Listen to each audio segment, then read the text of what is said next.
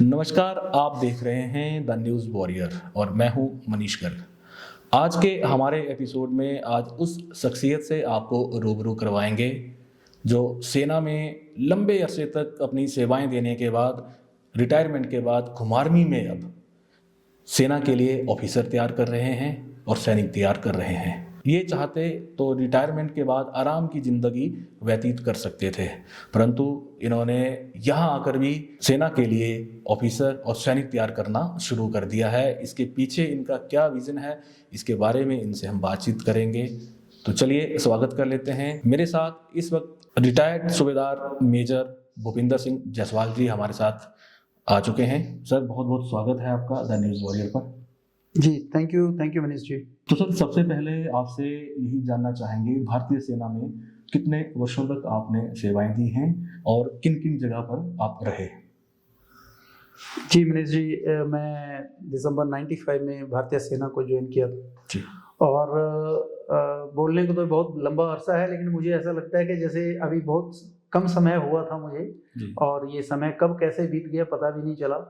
मेरे 4 से 5 tenure JNK के हैं। JNK में भी मैं तकरीबन पूरा जम्मू कश्मीर घूमा।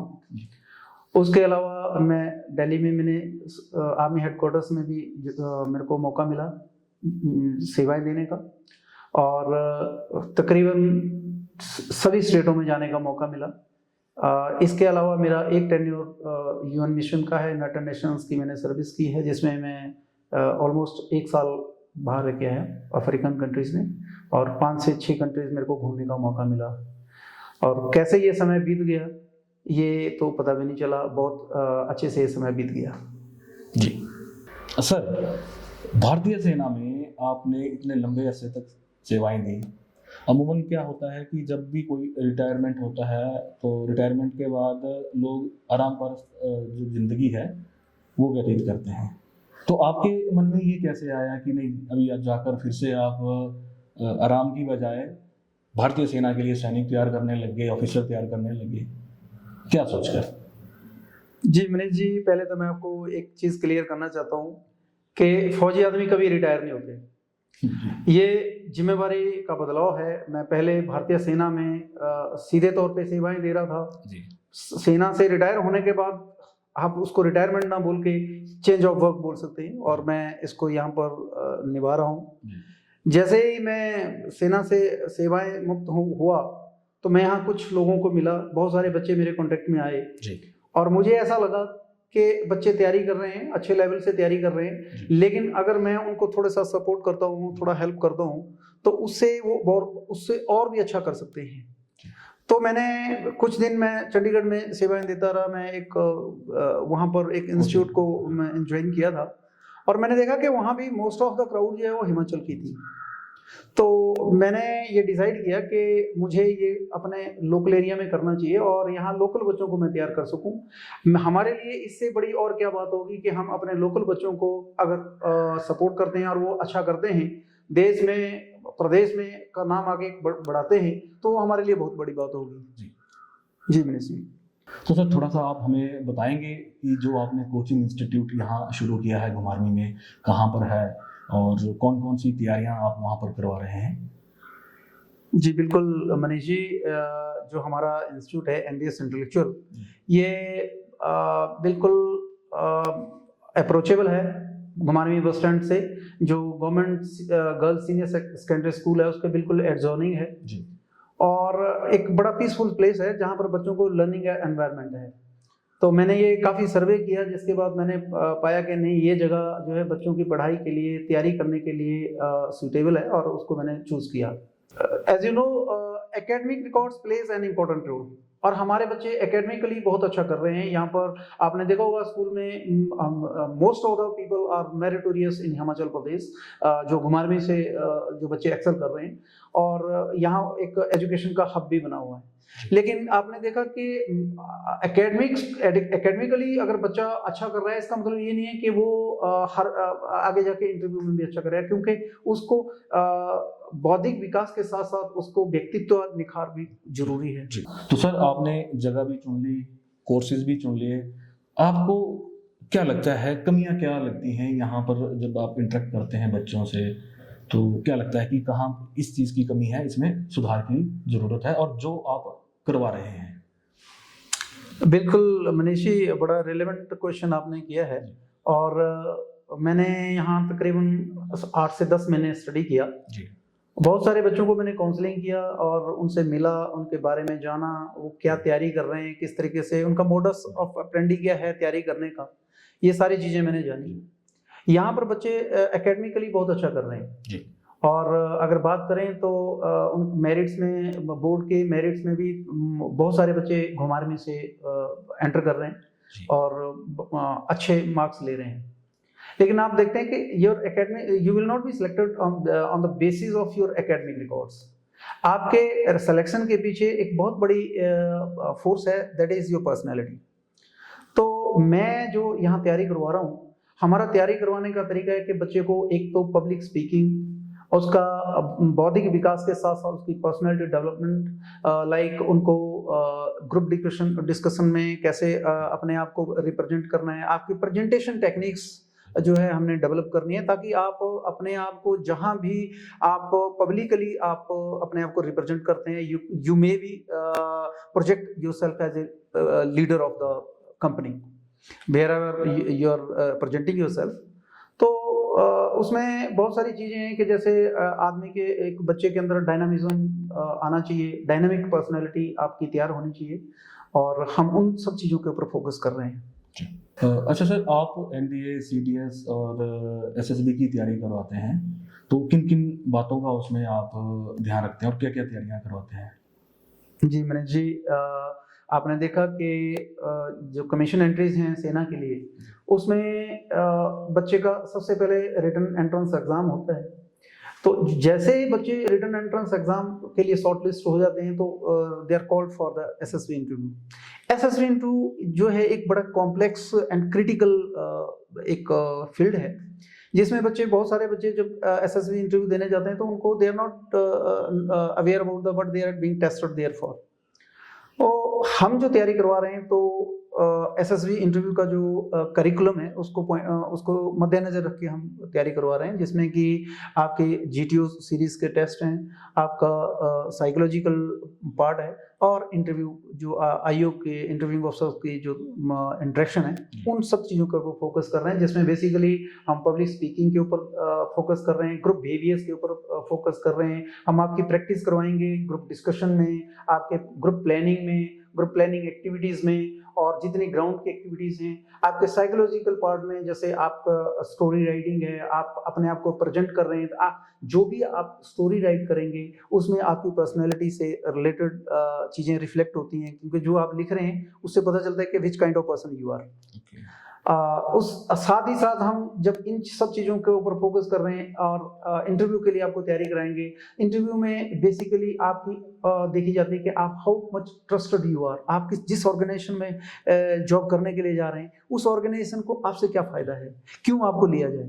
तो ये सब चीज़ें जो रिलेवेंसी आपके अंदर है, ये आपकी प्रैक्टिकली जब आप करेंगे तो मुझे लगता है कि आप जब इंटरव्यू में जाएंगे तो आप अपने आप को बड़ा कन्वीनियंट फील करेंगे, और आपको ये नहीं फील होगा कि आपसे कुछ नया पूछा जा रहा है, नया किया जा रहा है। यहाँ पर बेसिकली इन सब चीज़ों की मुझे कमी लगी कि बच्चे एकेडमिकली तो बहुत अच्छा कर रहे हैं, जो पढ़ाया जा रहा है स्कूल के करिकुलम में पढ़ाया जा रहा है बहुत अच्छा कर रहे हैं, लेकिन जो उनसे एक्सपेक्टेड है स्पेशली एसएसबी इंटरव्यू में, वो शायद उनको नहीं बताया जा रहा, तो उसके लिए मैं तैयारी करवा रहा हूँ। जी, एक और बात मैंने देखी है सर कि बच्चे जब +2 कर लेते हैं तो उसके बाद सोचते हैं कि अब हम मोस्टली डिसीजन उसके बाद लेते हैं जी। ऐसे एनडीए की तैयारी भी उसके बाद करने लगते हैं, तो आपको क्या लगता है कि इसके लिए बच्चों को कब से तैयारी करनी चाहिए? जैसे किसी का टारगेट है कि मैंने एनडीए करना है, तो उस बच्चे का राइट टाइम क्या है एडमिशन्स का, कब से तैयारी कर देनी चाहिए? बिल्कुल बिल्कुल मनीष जी, ये क्वेश्चन आपका ही नहीं है, मैं तो बोलता हूँ हर एक पेरेंट्स का ये क्वेश्चन होना चाहिए कि हमने अगर बच्चे को आगे ले जाना है तो एनडीए करवानी है, तो उसको कब हम तैयारी स्टार्ट कराएं एनडीए की। जैसे कि आप जानते हैं कि अगर हमने एक मकान बनाना होता है, उसकी हम फाउंडेशन करते हैं, जितनी मजबूत फाउंडेशन है, अगर आपने 2 मंजिल का मकान खड़ा करना है तो आप 2 मंजिल के हिसाब से फाउंडेशन करते हैं, और अगर आपने 10 मंजिल का मकान बना तो आप 10 मंजिल के हिसाब से फाउंडेशन करते हैं। मुझे लगता है, और ये बिल्कुल सत्य बात है, कि बच्चे को अगर एनडीए के लिए अगर उसने तैयारी करनी है तो उसको मिनिमम 3 से 4 इयर्स का टाइम चाहिए, और वो 9th क्लास से स्टार्ट हो जाती है। आपको एनडीए के लिए सबसे ज़्यादा जरूरी है रिटर्न की तैयारी करना, क्योंकि रिटर्न एग्जाम आपका एक गेटवे है। जब तक आप रिटन एंट्रेंस एग्जाम में शॉर्टलिस्ट नहीं होते हैं तब तक आप एनडीए के बारे में सोच भी नहीं सकते हैं। इसी के साथ साथ इसके साथ कड़ी जुड़ी है आपकी पर्सनैलिटी, और मोस्ट ऑफ द कैंडिडेट इस गलती को करते हैं कि वो रिटन की तो तैयारी करते रहते हैं लेकिन अपनी पर्सनैलिटी को वो तैयारी नहीं करते हैं। बहुत सारे बच्चों की ये एप्रीहेंशंस होते हैं कि मैं पहले +2 कर लूँ, उसके बाद मैं जो ना क्रैश कोर्स करूंगा या 6 महीने का 3 महीने का कोई कोर्स लूंगा और उससे मैं तैयारी कर लूंगा। बट अगर मेरी बात मानी जाए तो मैं समझता हूँ कि ये तैयारी आपको 3 से 4 साल पहले करनी चाहिए, और अपनी पर्सनैलिटी को डेवलप करना चाहिए, अपने एकेडमिक्स जो आपकी तैयारी है उसको अपने अच्छे से करना चाहिए, और तब जाके आप कर पाएंगे। क्या आप भी ऐसा कोई फाउंडेशन कोर्स बच्चों को कराते हैं आप भी? जी बिल्कुल, अभी हमने एक प्लान किया है, एक प्री फाउंडेशन कोर्स और फाउंडेशन कोर्स हम रन करने जा रहे हैं। हमारा जो फाउंडेशन कोर्स है वो 9th क्लास से स्टार्ट है, 9th to 12th क्लास। हम 4 साल की तैयारी कराएंगे। जो बच्चा हमारे पास 9th क्लास में आएगा हम उसको 4 साल तक ये कोर्स देंगे, फाउंडेशन कोर्स, और मैं आई एम श्योर कि जो बच्चा फाउंडेशन कोर्स करेगा वो बड़े ऊपर तक जाएगा। इसी के साथ साथ हम प्री फाउंडेशन कोर्स करा रहे हैं जो 5th क्लास से स्टार्ट है। इसमें हम साथ में तैयारी करा रहे हैं आपके जो राष्ट्रीय मिलिट्री स्कूल हैं, आरएमएस एंड सैनिक स्कूल, उनकी भी हम तैयारी करा रहे हैं कि अगर कोई बच्चा मिलिट्री स्कूल में या सैनिक स्कूल में जाना चाहता है तो वो उस तरीके से हम उसको तैयारी कराएंगे, वहाँ भी जा सकता है और उसके लिए वो और भी अच्छा हो जाएगा। तो सर, जैसे कि आपने अभी बताया कोर्सेज के बारे में बताया, एनडीए के जो फाउंडेशन कोर्सेज हैं वो आप शुरू कर रहे हैं, तो किसी भी इंस्टीट्यूट को चलाने के लिए एक टीम की ज़रूरत होती है। तो आपके पास किस तरह का स्टाफ है, किस तरह से और क्या प्रेफर करते हैं जब आप स्टाफ को चूज करते हैं, तो उसके बारे में, और क्या क्या फैसिलिटी आप अपने इंस्टीट्यूट में प्रोवाइड करा रहे हैं एमबीएस इंटेलेक्चुअल एकेडमी जो भुमारवी में आपने खोली है? जी बिल्कुल मनीष जी, आपने सही बोला, क्योंकि किसी भी इंस्टीट्यूट को, किसी परिवार को आगे बढ़ने के लिए टीम वर्क करने की जरूरत होती है। और आपको मैं एक चीज़ बता दूं कि सेना में तो इस चीज़ का बड़ी इंपॉर्टेंस है, हमें हर बार हर जगह एज ए टीम काम करना होता है। हमारे पास यहाँ एमबीएस इंटेलेक्चुअल की भी अपनी एक टीम है, एमबीएस परिवार। उस टीम में मेरे पास जो फैकल्टी मेंबर हैं, सारे सब्जेक्ट्स के जो हमारे पास जो हैं फैकल्टी मेंबर हैं, चाहे आप physics, chemistry, mathematics, English, all humanities के सब्जेक्ट हैं, हमारे पास सारे फैकल्टी मेंबर हैं। अब बात करें हम फैकल्टी मेंबर कैसे चूज करते हैं, मेरी टीम में जो लोग ज्वाइन किए हैं वो सारे के सारे लोग अपने आप में अपने फील्ड में बहुत अच्छे निपुण हैं, बड़े स्किल्ड हैं और मेरिटोरियस हैं। मेरे most of the faculty member are NET qualified, क्योंकि मेरी ये कंडीशन थी कि कहीं ना कहीं उनका एक स्टैंडर्ड जरूर होना चाहिए। तो हमारी टीम कंधे से कंधा मिला के काम कर रहे हैं और बड़े कॉम्पिटिटिव लेवल पे हम काम कर रहे हैं, क्योंकि आपकी कोर कॉम्पिटेंसी आपको एस्टेब्लिश करने में हेल्प करती है। बिना कोर कॉम्पिटेंसी के आप आगे नहीं बढ़ सकते। सेकंड थिंग जो आपने पूछा कि आप क्या फैसिलिटीज प्रोवाइड कर रहे हैं, हमारे पास एक बहुत बढ़िया जो लर्निंग एनवायरनमेंट वहाँ पर बना हुआ है। एक मेरा जो इंस्टीट्यूट है हमारा, ये just away from hustle and Bansal of the city और अप्रोचेबल है चारों तरफ से। घुमारवीं सिटी को चारों तरफ से आप अप्रोच कर सकते हैं हमारे इंस्टीट्यूट को। इसके अलावा हमारे पास एक स्टेट ऑफ आर्ट लाइब्रेरी है जिसमें बहुत अच्छा सीटिंग अरेंजमेंट है, लाइटिंग है आपके वहाँ पर। हमने एसीज वगैरह और सर्दियों के लिए हीटर्स वगैरह भी प्रोवाइड कर रखे हैं। अपार्ट फ्रॉम दिस हमारे पास एक बहुत अच्छी जो है ना बुक्स गैलरी है, जिसमें हमारे पास टेक्स्ट बुक्स हैं, कॉम्पिटिटिव एग्जाम की सारी बुक्स हैं और तकरीबन मोर देन 100 बुक्स हमारे पास अवेलेबल हैं, जो जिसमें टेक्स्ट बुक्स भी हम प्रोवाइड कर रहे हैं। हमारे पास डेली हिंदी के एंड इंग्लिश के न्यूज़पेपर आते हैं, पीरियोडिकल्स हैं, मैगजीन हैं, सारी फैसिलिटीज हम प्रोवाइड कर रहे हैं। और इसके अलावा हम वाईफाई की भी ऑलराउंड फैसिलिटी प्रोवाइड कर रहे हैं। अच्छा सर, एक और अहम सवाल रहता है, रिटन टेस्ट से पहले जो भारतीय सेना के या पुलिस भर्तियां आजकल चल रही हैं, ग्राउंड टेस्ट बड़ा अहम रोल करता है, उसके बाद ही रिटन में पहुंचते हैं। तो वहां पर आप किस तरह की तैयारी करवाते हैं? बिल्कुल मनीष जी, अगर बात करें, जब भी हम हमारे दिमाग में ये विचार आता है कि हमने किसी भी सेना में या अर्धसैनिक बल में या स्टेट पुलिस की अगर जब हम बात करते हैं, तो वहाँ एक फिजिकल हमारे दिमाग में एक प्रशासन बनती है। मैं फिजिकल की हम तैयारी करवाते हैं। हमारा कैंप सुबह तकरीबन 5:30 बजे से स्टार्ट हो जाता है। Okay. और हमारा सिर्फ संडे को ऑफ होता है। अगर बात करें ग्राउंड में हम किस तरीके से तैयारी कराते हैं, तो हमारे पास 2-3 तरह के ये प्रोसेसेस हैं जिसको हम रेगुलर बेसिस पे करते हैं, और डिफरेंट डे हमारे डिफरेंट एक्सरसाइजेज होती हैं, जिसमें एंडोरेंस, आपके स्टेमिना बिल्डिंग और स्ट्रेंथनिंग एक्सरसाइजेस जो मोस्ट ऑफ रोल प्ले करती हैं। सर, अक्सर इंस्टीट्यूट में ऐसा भी देखा जाता है कि भीड़ इकट्ठी की जाती है। नेचुरली है, ये एक प्रोफेशन के साथ साथ एक अर्निंग भी है ही है। तो उसमें मोस्टली इंस्टीट्यूट में देखा जाता है कि ज़्यादा से ज़्यादा बच्चों को फिर वो फोकस भी कर पाते हैं, नहीं कर पाते हैं। तो आपने क्या स्टैंडर्ड्स रखे हैं इसके? बिल्कुल मनीष जी, आप जो सवाल पूछ रहे हैं वो ऐसा मार्केट में हो रहा है। मेरा जो अपना काम करने का तरीका थोड़ा सा डिफरेंट है। मैं भीड़ तंत्र में ज़्यादा भरोसा नहीं रखता हूँ। मैंने एक स्टैंडर्ड सेट कर रखा है कि मुझे तकरीबन 30 बच्चों का बैच बनाना है और 30 बच्चों को मैंने तैयार करना है।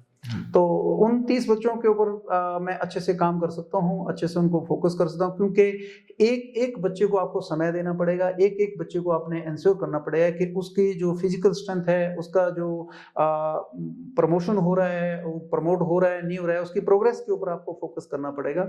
तो इसलिए मैं ज़्यादा बड़ी भीड़ ना इकट्ठी करके थोड़े बच्चे सेलेक्ट कर रहा हूँ, और वो सिलेक्टेड बच्चों के ऊपर सिलेक्टेड काम करेंगे, तो मुझे लगता है कि हम वहाँ पर कामयाब हो जाएंगे। सेकेंडली मिनिस्ट्री में आपने बीच में एक मेंशन किया कि लोग पैसे बनाने के लिए बहुत सारी भीड़ इकट्ठी कर लेते हैं। मैं आपको ये बताना चाहता हूँ, और आपके चैनल के माध्यम से मैं आम जनता को ये बताना चाहता हूँ कि मेरा फोकस मनी मेकिंग ना होके मैं उन बच्चों को के ऊपर फोकस करता हूँ जो मेरे पास टिक सकें, मेरे साथ चल सकें। क्योंकि ये एक नैरेटिव सेट हुआ था थोड़े दिन पहले हमारे, जब मैं ग्राउंड में बच्चों को ट्रेनिंग दे रहा था, तो बहुत सारे बच्चे मेरे पास से भाग के चले गए कि नहीं जी, MBS इंटेलेक्चुअल में बहुत ज़्यादा रगड़ा है। लेकिन मनीष जी, मैं आपको बता दूं कि सेना में एक सेइंग है, बेल सेइंग है कि जितना रगड़ा उतना तगड़ा।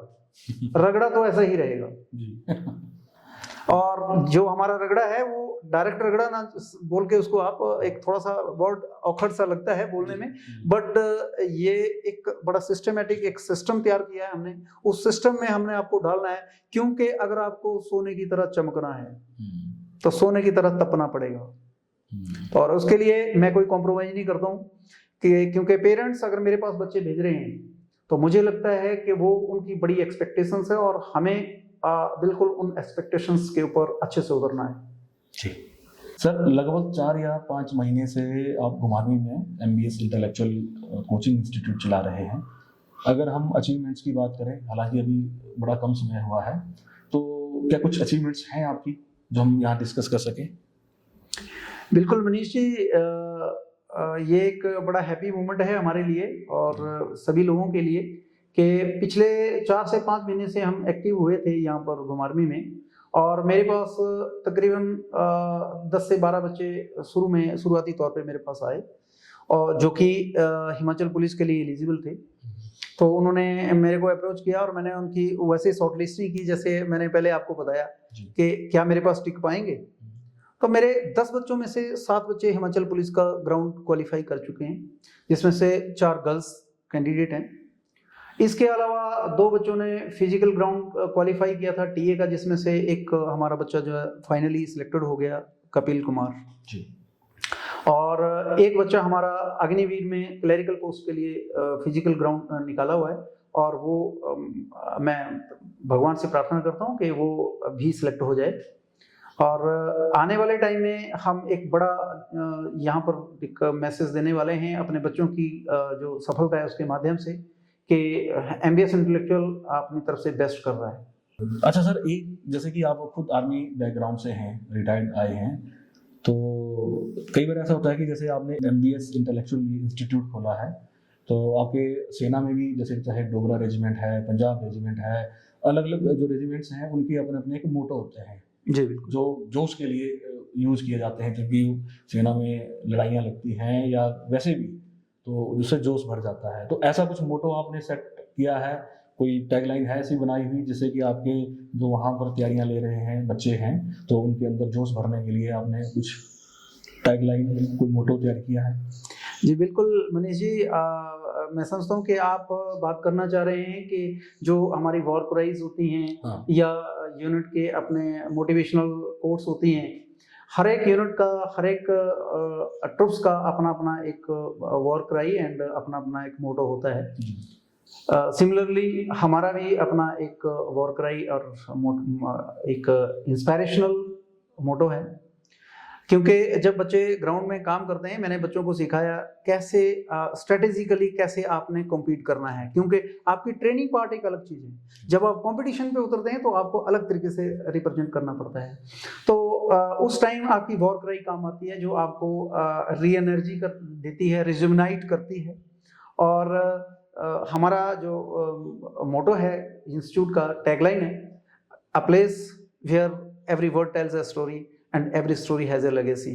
अगर आप काम करेंगे, अगर आप अच्छे से बच्चों को तैयार करेंगे तो लेगेसी तो अपने आप बनेगी। रिटायर्ड सूबेदार मेजर भूपेंद्र सिंह जायसवाल जी की नज़र में सफलता और असफलता का क्या दृष्टिकोण है? मनीष जी, ये तो आपकी एक परसेप्शन होती है, सफलता और असफलता। रियल मायने में देखा जाए तो असफलता नाम की कोई चीज़ नहीं है, क्योंकि जब आप प्रयास करते हैं और आप तैयारी करते हैं, अगर आपने अच्छी तैयारी की है और आप उस एग्ज़ाम को क्रैक नहीं कर पाते हैं तो आप अपने आप को असफल महसूस करते हैं, बट आप असफल नहीं हुए, क्योंकि आपने कम से कम जो तैयारी की उससे अपने आप को डेवलप किया है। मुझे लगता है कि आपको और अच्छी तैयारी करने की जरूरत है, आप असफल नहीं हैं। असफल तो वो है जिसने तैयारी ना की, जिसने कोशिश ना की वो असफल है, क्योंकि आपने तैयारी की, कोशिश की, आप एक पड़ाव को क्वालिफाई नहीं कर पाए, अगले प्रयास में आप क्वालिफाई कर जाएंगे। तो इसलिए हमें सफल और असफल के चक्कर में ना फंस के अपनी तैयारी पे फोकस करना चाहिए और जोर से और अच्छे से बाउंस बैक करना चाहिए, और नेक्स्ट चांस में तो 100% आप क्वालिफाई कर जाएंगे। तो सर, बड़ी अच्छी हमारी बातचीत रही और मैं चाहूँगा द न्यूज़ वॉरियर के माध्यम से आप जो प्रतियोगी परीक्षाओं की तैयारियाँ कर रहे हैं तो उनके लिए कोई संदेश जरूर दें और उनके अभिभावकों के लिए भी। जी मनीष जी, बच्चों के लिए तो मेरा एक ही संदेश है कि आप अच्छे से तैयारी करो, वेल प्रिपेयर होकर तैयारी करो। आप जिस एग्ज़ाम की तैयारी कर रहे हैं उसका सिलेबस आपको पता होना चाहिए, उसके आपको स्कोप पता होना चाहिए, तो और उस स्कोप को लेके अगर आप तैयारी करेंगे तो आप बहुत अच्छा कर सकेंगे। क्योंकि आप जानते हैं dictionary is only place where success comes before work. आपको हर जगह ज़िंदगी में पहले काम करना पड़ेगा, हार्ड वर्क करना पड़ेगा, और तब जाके आपको सक्सेस मिलेगी। अभिभावकों के लिए भी मेरा ये संदेश रहेगा कि बच्चों के ऊपर अननेसेसरी प्रेशर ना मेंटेन करें, बच्चों को सपोर्ट करें और उनको वो एक माहौल, एटमॉस्फेयर तैयार करें कि जिसमें वो अच्छे से पढ़ सकें, मोटिवेट होकर पढ़ सकें और अपने जीवन में अपने करियर को अचीव कर सकें।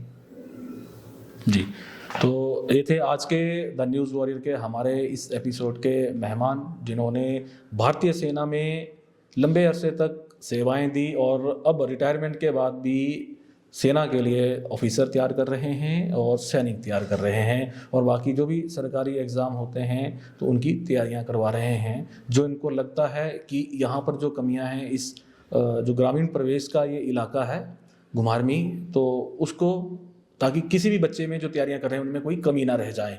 तो ऐसे ही इंस्पिरेशनल पर्सनैलिटीज़ के साथ द न्यूज़ वॉरियर आपको रूबरू करवाता रहता है। तो नए एपिसोड में मिलेंगे नए मेहमान के साथ, तब तक के लिए नमस्कार।